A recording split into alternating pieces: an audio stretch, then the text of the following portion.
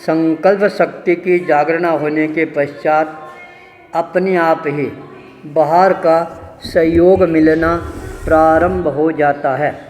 दीपक में तेल है तो दिया सलाई की चमक देखते ही वह अपने आप ही देदीप्यमान होना प्रारंभ हो जाता है। चारों तरफ उजाला ही उजाला व्याप्त होना प्रारंभ हो जाता है। साधक का जीवन भी जलते हुए दीपक की तरह होता है। जब वह जलता है तो सारा संसार है अपने आप ही जागृत होना प्रारंभ हो जाता है।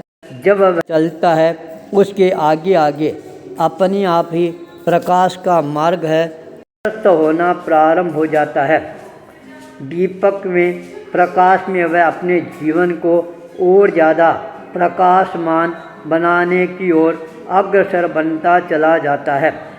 जब एक दीपक जलता है उस दीपक को प्रज्वलित रखने के लिए अपने आप ही उसमें तेल की आहुति देने वाले व्यक्ति भी मिलने प्रारंभ हो जाते हैं।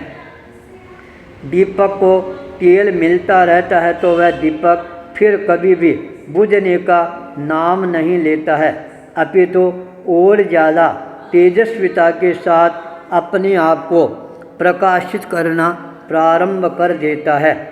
मैंने भी अपने मन में जब संकल्प कर लिया था अब मेरे को साधना के क्षेत्र में अपने कदमों को गतिशील बनाना प्रारंभ करना है।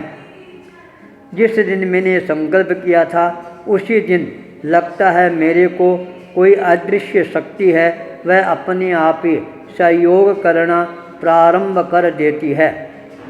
अनेकों बड़े बड़े संत महात्मा मिलते रहते हैं। उनके जीवन के अनुभव मेरी साधना के मार्ग को और ज़्यादा प्रशस्त करने वाले बनते चले जाते हैं।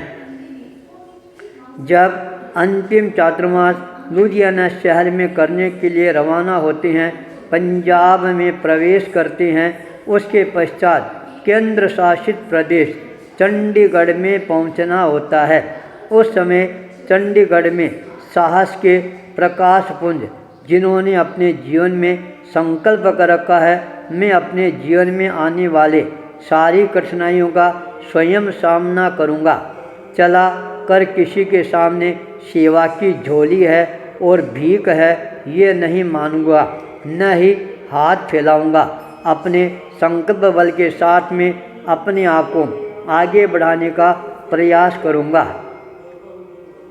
उनके जीवन में अनेकों प्रकार के कष्ट आए, संकट आए, फिर भी उन्होंने हिम्मत नहीं हारी। अपने साहस बल के आधार पर अपने संपर्कों के द्वारा सारे शल्य चिकित्सा करवाने में भी सफलता प्राप्त की।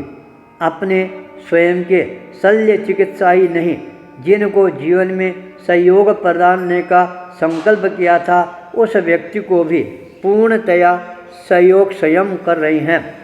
लाखों रुपए उनके शल्य चिकित्सा पर खर्च हो रही हैं, पर मजाल है किसी भी व्यक्ति के ऊपर कोई भार आ जाए।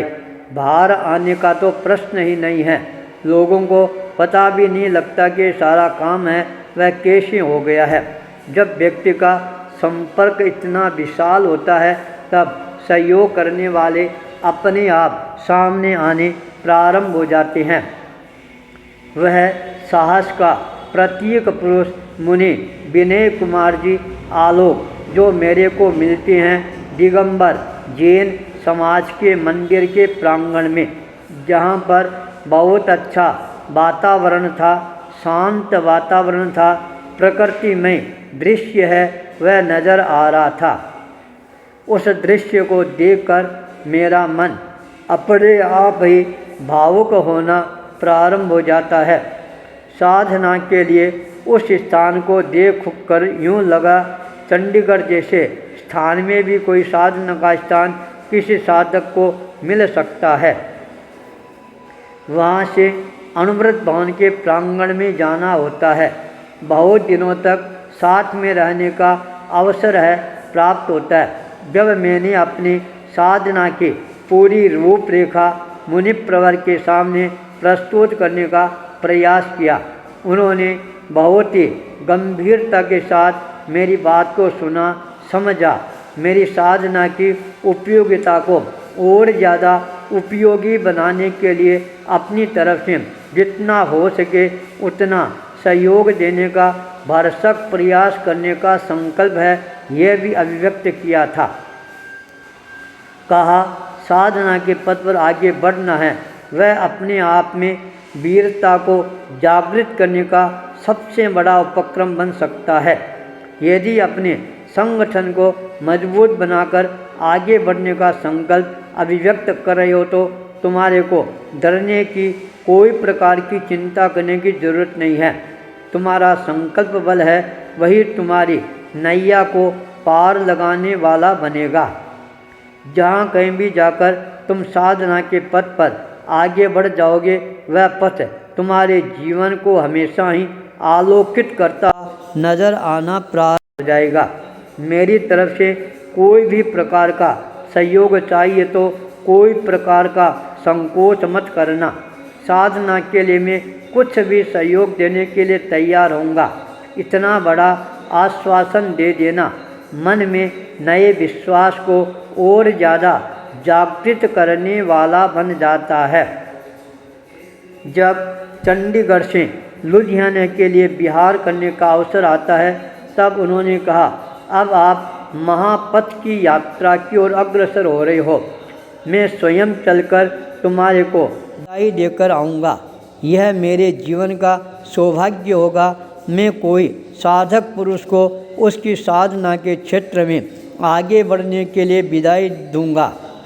माहौली, जो पंजाब का एक जिला है और जहाँ पर क्रिकेट का बहुत बड़ा स्टेडियम बना हुआ है, जिसके कारण आज वह विश्व प्रसिद्ध बन गया है, वहाँ तक स्वयं मुनिश्री विनय कुमार जी आलोक अपने सहयोगी संत मुनिश्री अभय कुमार जी के साथ में हमारे को विदाई देने के लिए पधारते हैं।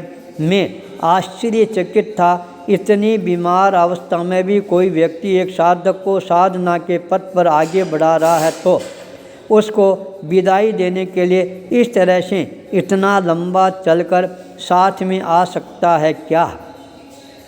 पर जो हकीकत है वह सामने थी, उसको कोई नकार भी नहीं सकता है। रात्रि भर प्रवास वहाँ पर रहता है। जब प्रातःकाल वहाँ से बिहार करती है, मैंने निवेदन किया, अब आप मेरे को यहीं से विदाई देने की अनुकंपा करवाएं। उन्होंने कहा, नहीं, 2 किलोमीटर लंबा चलकर आपके साथ में चलूँगा। जहाँ पर चंडीगढ़ का लुधियाना का रास्ता आएगा, वहाँ पर मैं आपको विदाई दूँगा। वहाँ तक मेरे साथ में चलते हैं। जब वहाँ पर पहुँचते हैं, मेरे को विदाई देती हैं। उन्होंने मेरे को दिशा दर्शन प्रदान करते हुए कहा, देखो, अब अपने संकल्प बल को और ज़्यादा मजबूत बनाने का प्रयास करते रहना। तुम जहाँ कहीं भी जाओगे, साधना के वृक्ष की छाया के अंदर अपने आप ही तुम्हारे को शीतलता की अनुभूति होनी प्रारंभ हो जाएगी। मेरी मंगल कामना, शुभ कामना, ये हमेशा तुम्हारे साथ में ही रहेगी। आज मेरा भी सौभाग्य है, मैं तुम्हारे को साधना के पथ पर आगे बढ़ने के लिए अपना मंगल आशीर्वाद देने के लिए यहाँ तक तुम्हारे साथ में आया हूँ। जाओ, तुम्हारी साधना है वह और ज़्यादा सार्थकता प्रदान करने वाली बनेगी।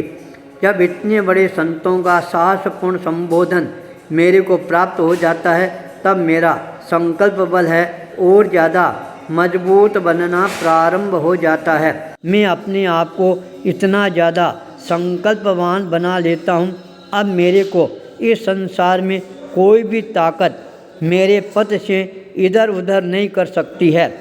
4 महीने का लुधियाना का वह छात्रावास बहुत अच्छी तरह से साधनामय वातावरण में परिसंपन्न होता है। 21 अक्टूबर को साधना का रोड मैप जारी कर दिया। चंडीगढ़ से तत्काल समाचार आते हैं, आप तो अपने कदमों को आगे बढ़ाने वाले थे, क्या बात है। अभी केवल साधना का रोड मैप भी जारी किया है। क्या मैंने निवेदन किया, आप इस प्रकार के मन में कल्पनाएं मत करें। मैंने जो संकल्प कर लिया है वह कभी भी अधूरा नहीं रहेगा। मैंने साधना का रोड मैप जारी किया। कोई भी व्यक्ति अंधेरे में नहीं रहे कि हमारे को बताया नहीं। बिना बताए उन्होंने साधना के पथ पर अपने कदमों को आगे बढ़ा दिया। इसलिए सबके मन को आश्वस्त और व्यस्त करने के लिए ही मैंने यह साधना का रोड मैप है प्रस्तुत किया है। जिस क्षण मेरे भीतर में आवाज़ गुंजायमान होगी उसी क्षण अपने कदमों को साधना के पथ पर अग्रसर बना दूंगा। जिस स्थान पर बैठ गया फिर वहाँ से उठने का नाम नहीं लूँगा। मेरा यह संकल्प है वह मेरे और ज़्यादा संकल्पवान बनाना प्रारंभ कर देगा। ऐसा मेरा दृढ़ विश्वास है, मेरे भीतर में जागृत है। अब यह साधक है, कहीं पर भी रुकने वाला नहीं है, झुकने वाला नहीं है, बुझने वाला नहीं है, टूटने वाला नहीं है, और ज़्यादा मजबूत बनकर आगे बढ़ने वाला है। जैसा मैंने मन में सोचा था वैसा ही मैंने करके दिखाया। 27 जनवरी 2022 श्री डूंगरगढ़ के ऐतिहासिक प्रांगण से जब मैं साधना के पथ पर अपने कदमों को आगे बढ़ाता हूँ, 28 तारीख को आचार्य धनंजय की मंगल कामनाओं के साथ में साधना के पथ को प्रशस्त करने के लिए आगे बढ़ जाता हूँ। 28 तारीख को जब मैं आगे बढ़ता हूँ, 29 तारीख प्रातःकाल सूर्योदय की प्रथम किरण के साथ मैं अपने आप को साधना के पथ पर आगे बढ़ाने का संकल्प व्यक्त करना प्रारंभ कर देता हूँ। मेरी साधना का स्थल रहता है मेवाड़ की धरा, जो मेरे लिए सर्वोत्तम धरा बन जाती है, क्योंकि मेरे बोथरा कुल के प्रणेता पूर्णसर बालाजी यह जन्मभूमि है। इसलिए मेरी साधना में बालाजी का सहयोग है, वह अपने आप ही मिलना प्रारंभ हो जाता है। मेरा लक्ष्य बन जाता है साधना साधना साधना। अरे भूपेंद्र।